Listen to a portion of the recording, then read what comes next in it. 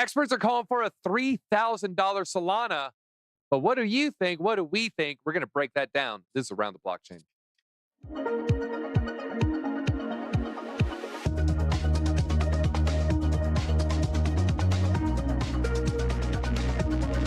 I don't think it's going to 3K. Hey, everybody, thank you for joining. Hit that like button, guys. We got 3 fantastic guests today. We're going to go ahead and get right into it. From the Arctic Tundra, the Maple Maven, Piano Matty B. Piano, how are you doing today? Oh, fantastic. Up here behind the maple curtain. It's snowing. It's the 3rd day of snow in a row. How you doing? 3rd day in a row. And hey, you're probably going to have a lot more before the year's over. Also on, we were just talking before the stream, he's not feeling blue because the market's gone feeling green. It's Eric Carlson. Eric, how are you doing today? Doing great, DZ. Thanks for having me on. As always, pleasure to be here. Let me throw my producer under the bus. Is it big X, little x, and then at the end, big X, little x, or is the 2X supposed to be reversed there? No, I think I have a big X, little x on both sides of it. Oh, okay. All right, Owen, I'll give you my sworn fealty, and I apologize, Owen. All right, and then last but not least, we have him streaming from, I think the Mines of Moria are right on the other side of that summit. Kelly Kellum, how are you doing? Have you been running from the Balrog? Doing good. Just hanging out here in the Swiss Alps, having some hot cocoa.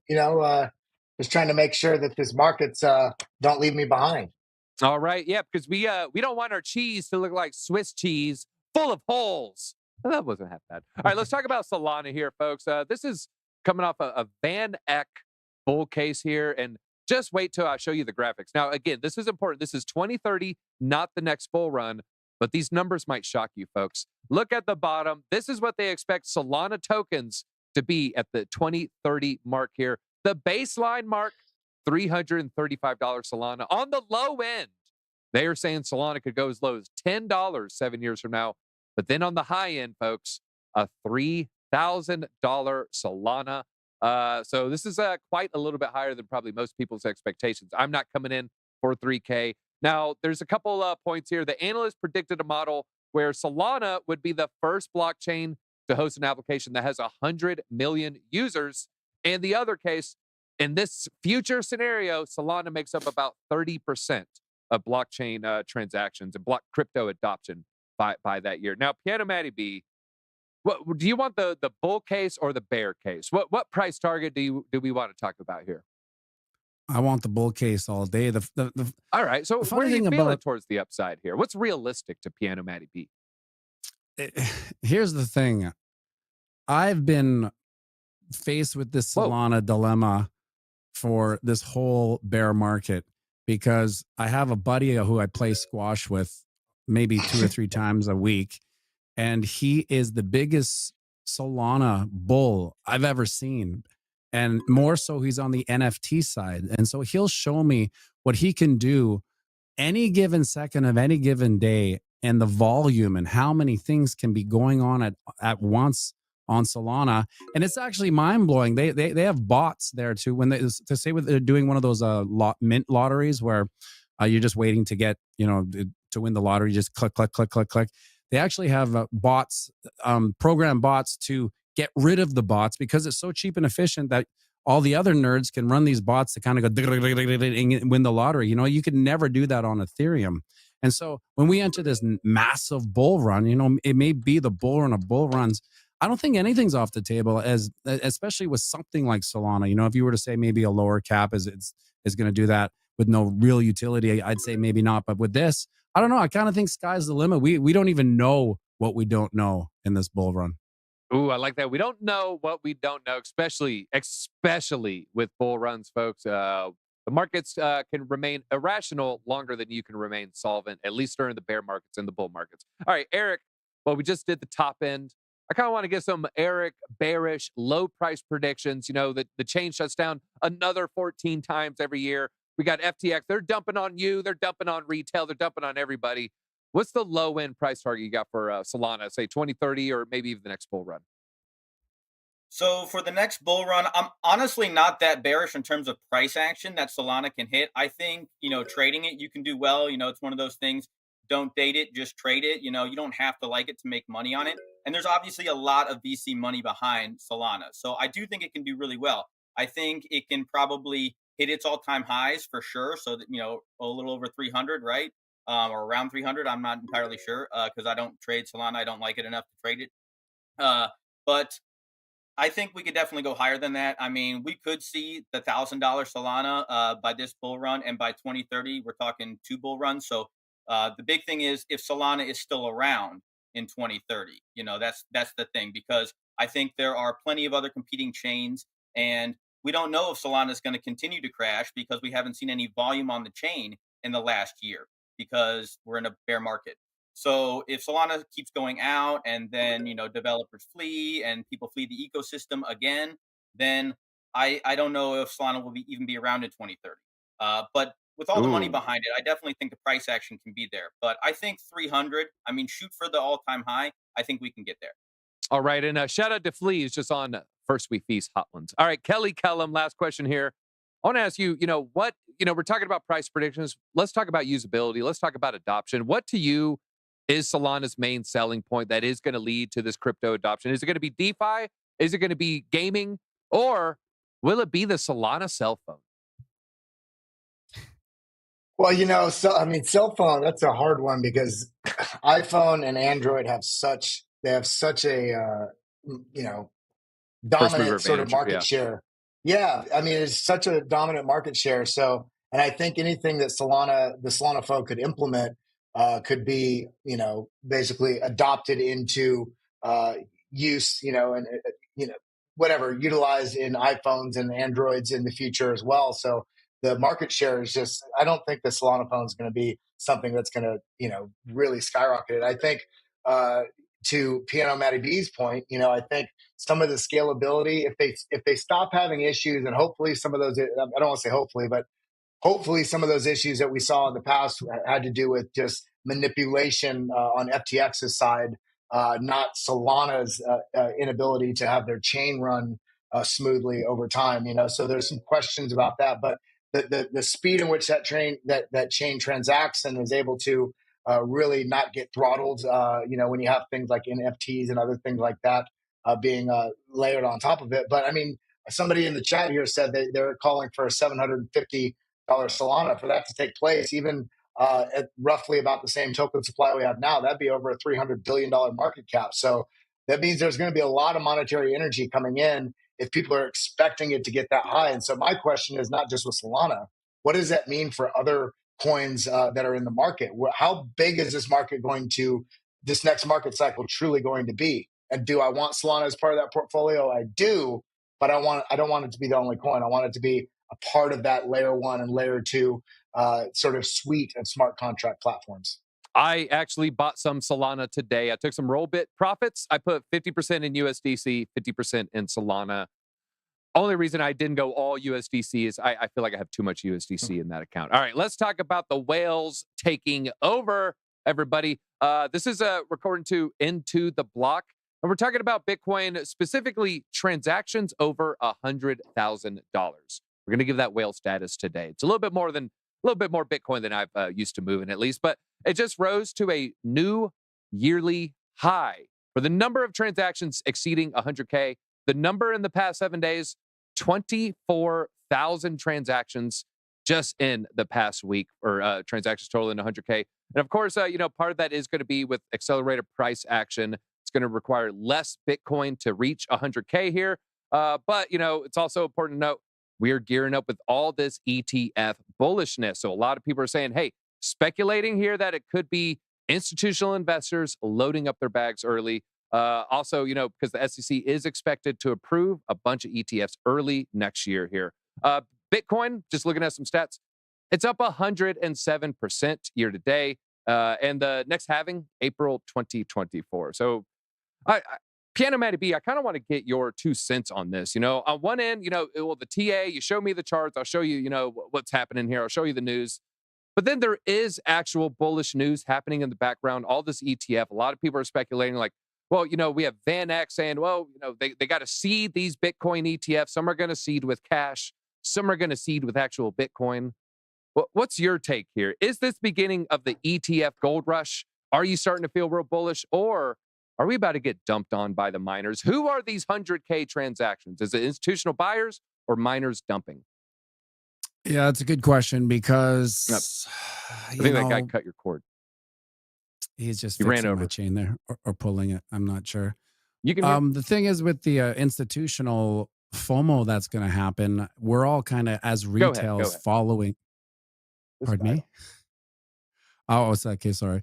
We're just following the institutional FOMO, and we can get carried in with the swell of the wave. And this is always that opportunity. Every time there's just something in my head when the side of the boat starts filling up with bulls, I kind of start wanting to hit the other side of the boat, and I feel the bulls are kind of getting one side heavy, but that's just maybe me rationalizing my own paranoia after years of watching these things go sideways. But I'm still bullish, so I'm going to stay on the side of the boat with the bulls rather than head over to the side with the bears. All righty. Great. I'm having some auditory issues here, but we're going to power through because that's how we do here. Eric, I'm going to ask you a question here. Last time we saw a rumor of a BlackRock ETF, we saw a 10% pump, and then it was, it's fake, and then it dropped back down pretty much immediately. What kind of daily candle print will we get when it's confirmed? And especially, let's say 4 or 5 companies all approved at once. Are you expecting 10% like last time? Or is this, since it's confirmed, maybe 20%? Or did we already deflate the balloon and it's going to come in under? I think we have a really good chance of going a little bit higher than we did the last time. Obviously, a 10% pump on all that news. A lot of people got faked out. I can see a similar thing happening, but maybe a little bit more because even more people keep piling on because the rumor is not a rumor. It's actually true. And then we also won't get that immediate wick back down, I think. I think maybe a little bit of a retrace because we're not going to realize the supply shock right off the bat, just like we don't instantly realize the supply shock when we do the halving. It takes a little bit of time. But if they really start buying and the demand is there, we will see it a little bit faster than the halving. So we will see that supply shock come in pretty quickly off of a Bitcoin ETF. And I think it's going to be pretty powerful. I mean, we really don't know what it's going to do exactly. If you look at the Bitcoin charts, over time, if supply cuts in half and demand stays the same, every single halving should have 1/3 the power of the previous. And it's almost exactly that. It's a little bit more than 1/3 of the power. So that means demand is increasing, but only by a small amount. If a Bitcoin ETF happens, that demand all of a sudden skyrockets. So we can't be certain how the market's going to react to that. I think it's going to be extremely positive, and I think it's also going to blow past a lot of floors that we have previously put in, and it's never going to come back down below at that point either. So, all right. Well, now Kelly, I'm gonna bring a last question here on Bitcoin to you because you look at these secret charts, you look at these Glassnode, these crypto quants, these Nansons, pulling up all these charts with weird things like MVRVs and BTCDs, and I don't know what the heck's happening half the time here. But I want to ask you, it's a bold macro prediction here. I looked, we're basically in the center of, I would say 29K and 40K. Last I looked, 34 is some change here. So my question to you, which do we see first, Kelly? 29 or 40? What do you think? That's hard to say. I mean, what I wanted to bring up, actually, you mentioned that you and I discussed this morning about the large transactions, and just looking at this on Into the Block, it's important. Oh, there's a secret chart right there.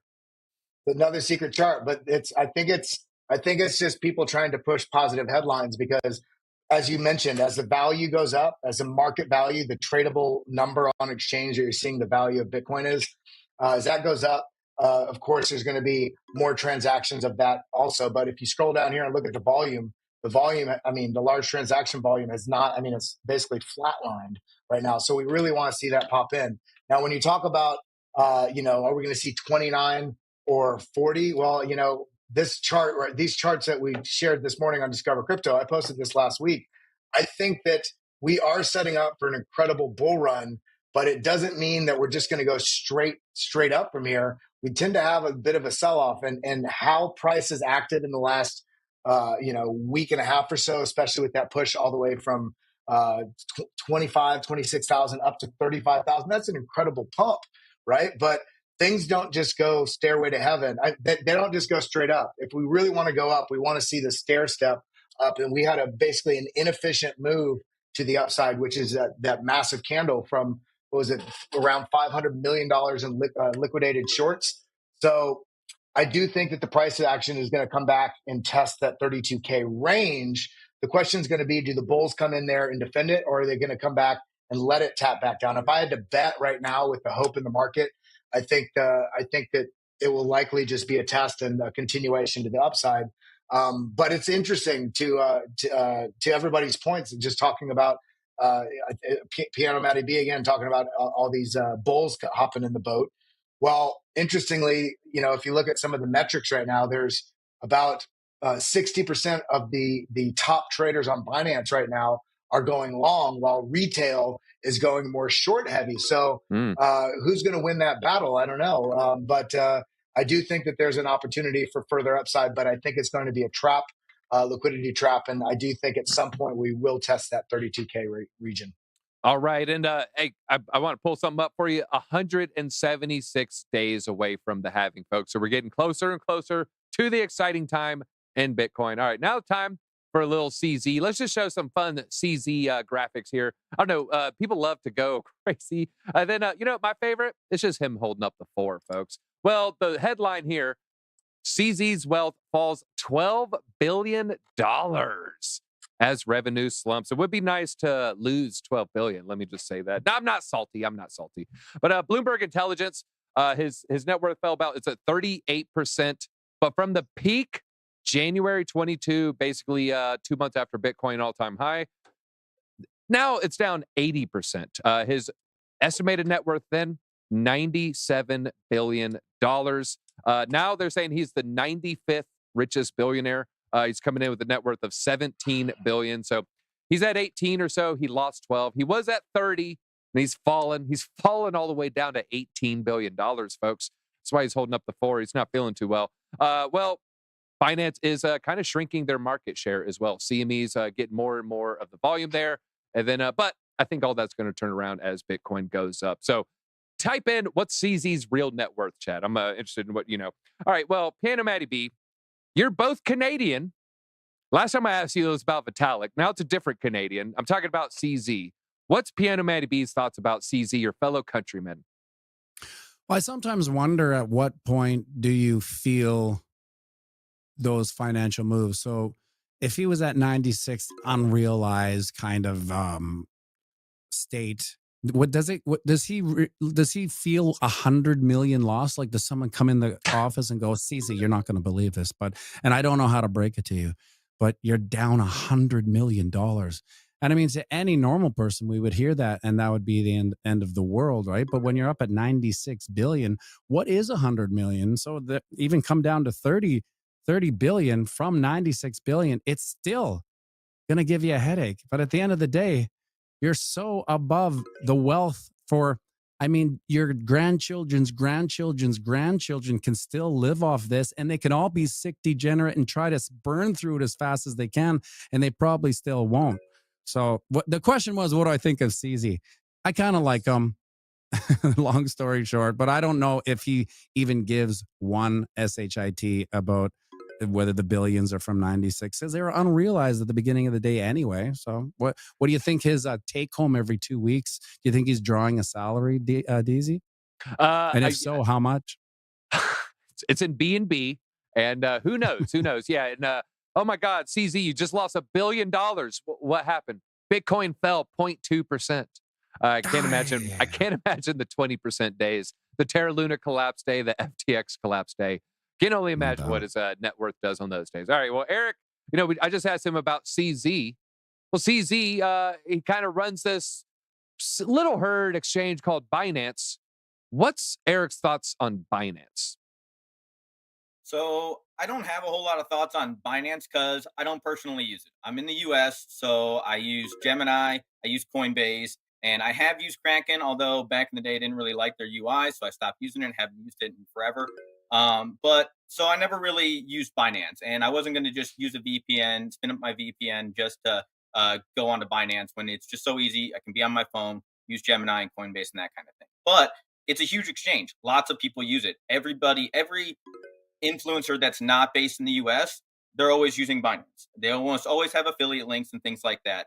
And, we know that it's popular because BNB's price went through the roof last bull market too, because people needed the BNB coin to be able to stake it or whatever you do where you get, reduced trading fees and things like that. So it's a very useful thing. But overall, I think I see Binance the same way as I see Gemini, Coinbase, Kraken, any of the other ones, is that right now they're a necessary evil to have a centralized exchange. But eventually, once we onboard the masses, we won't need centralized exchanges anymore, and everyone's just going to use a DEX anyways.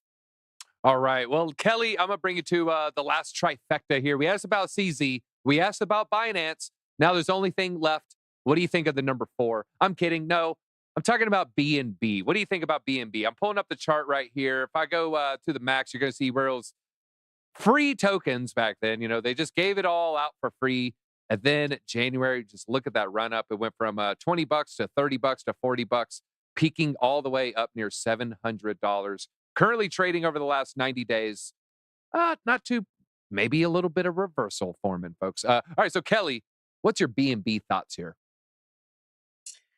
Well, 2 points here. One, this argument or this even talking point regarding CZ being down a certain amount of money, it kind of screams people's lack of awareness of how market cycles work in the crypto space. Because why are you going to even bring that up when it has to do when we're coming into the most profitable portion of the crypto ecosystem, where the largest growth happens post halving? So I think him being down however much now and then later, I mean, it's such a silly thought that people even talk about that in news articles and such. But in terms of BNB is a little precarious because there's a lot of questions about what's happening with it. But this right here, this level, if we lose this $182, I mean, we've been sitting on this floor right at $200.